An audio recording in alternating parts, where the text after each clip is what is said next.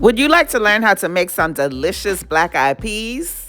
Just like this? You would? Good, because in this episode of the Lisa D's Delight Show, I'm going to show you how to do it. Lisa D Delight.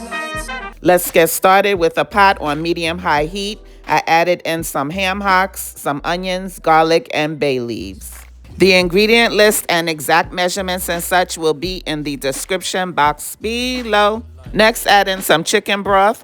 Add enough broth to almost cover the ham hocks. After that, we want to let it come to a boil, cover the pot, and let the ham hocks cook for about an hour to an hour and a half or until they're tender. Now let's wash off the black-eyed peas. You just want to run some cold water over them and look through them and take out any ugly peas. Any peas that are not too purty, you want to remove them. We only like purty peas.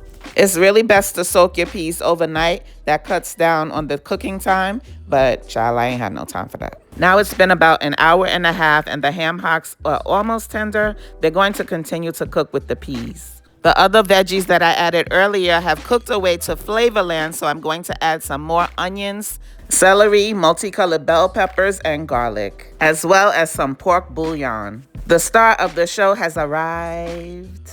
Add the black-eyed peas right on in, as well as some ASIL, which is my own all-purpose seasoning. You can grab you some with the link pinned in the comments. But if you don't have ASIL, just use some seasoned salt and some garlic powder, onion powder, and black pepper. Then give it a good stir. Let it come to a boil. Cover the pot and let it cook for about an hour.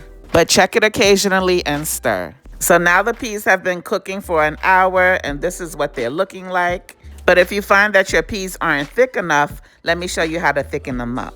Just remove a small amount of the peas, put them into a bowl, and mash them up.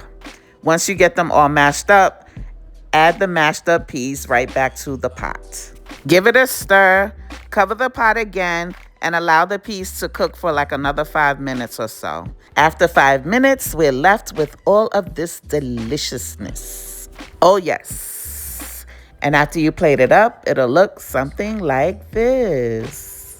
Lisa D Delight. My God, today and tomorrow. Won't he do it? Yes, he will, all the time.